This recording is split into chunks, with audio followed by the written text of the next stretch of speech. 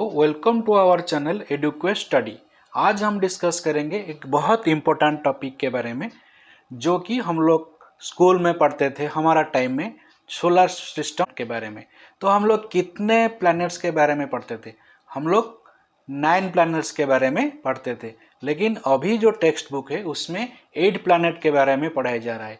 तो कौन सा प्लैनेट को जो साइंटिस्ट लोग हैं बाद दे दिया है हमारा सोलर सिस्टम से? तो चलिए हम लोग डिस्कस करते हैं जो कौन सा प्लैनेट बाद दे दिए हैं। तो हम लोग अभी डिस्कस करेंगे एक प्लैनेट जिसका नाम है प्लूटो, जो कि सबसे लास्ट 9th प्लैनेट था, उसको बारे में हम लोग डिस्कस करेंगे। तो आज का टॉपिक है why Pluto is no longer a planet. क्यों प्लूटो एक प्लैनेट नहीं रहा है? 2006 में प्लूटो को सोलर सिस्टम से ऑफिशियली बाहर निकाल दिया गया। तो क्यों निकाल दिया गया? प्लूटो जो हमारा 9th प्लैनेट था वो 1930 में क्लाइड टॉमबर्ग ने प्लूटो को डिस्कवर किया था। वो बहुत छोटा था और दूर था, वो जो बहुत बर्फीला एरिया था। प्लूटो एक बहुत छोटा सा प्लैनेट था जो कि हमारा मून से भी छोटा था।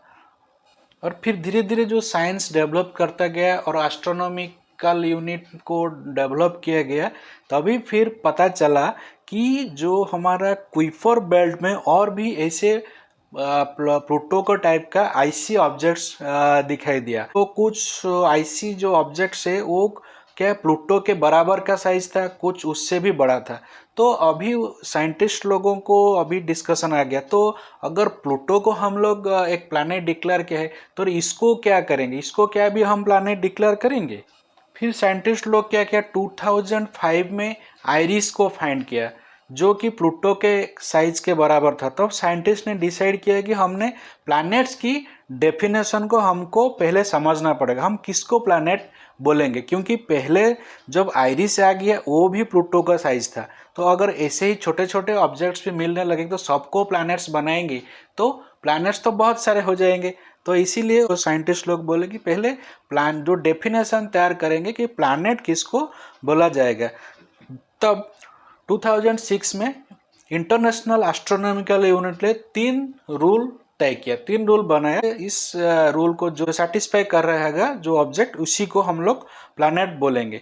तो पहला क्या था? पहला था कि जो सूर्य के चक्कर लगाता होगा और सन के अराउंड जो ऑर्बिट करना चाहिए, वो पहला कंडीशन था। सेकंड कंडीशन था उस ऑब्जेक्ट का शेप राउंड होगा। और थर्ड क्या था, वो अपने ऑर्बिट को क्लियर करना चाहिए, वो कहाँ जा रहा है, किस ऑर्बिट में जा रहा है, वो क्लियर होना चाहिए। अगर ये 3 रूल को जो सेटिस्फाई करेगा उसी को ही हम लोग प्लैनेट्स बोल। देन क्या हुआ, जब प्लूटो को बारे में ये जो 3 रूल अगर उसी में डाला गया तो प्लूटो तो पहला और दूसरा उसमें खरे उतरा, उसमें पास हो गया। लेकिन जो थर्ड वाला था कि ऑर्बिट को वो क्लियर करेगा, लेकिन प्लूटो क्या करता था ना, वो उसका ऑर्बिट को वो क्लियर नहीं करता था, क्योंकि उसके ऑर्बिट में और वही बहुत सारे आईसी ऑब्जेक्ट्स आ जाते थे। तो इसीलिए प्लूटो को जो आईएयू ने प्लैनेट से निकालकर डॉर्फ प्लैनेट डिक्लेयर कर दिया, जो कि एक डेड प्लैनेट और एक छोटा सा प्लैनेट इसको डिक्लेयर कर दिया गया।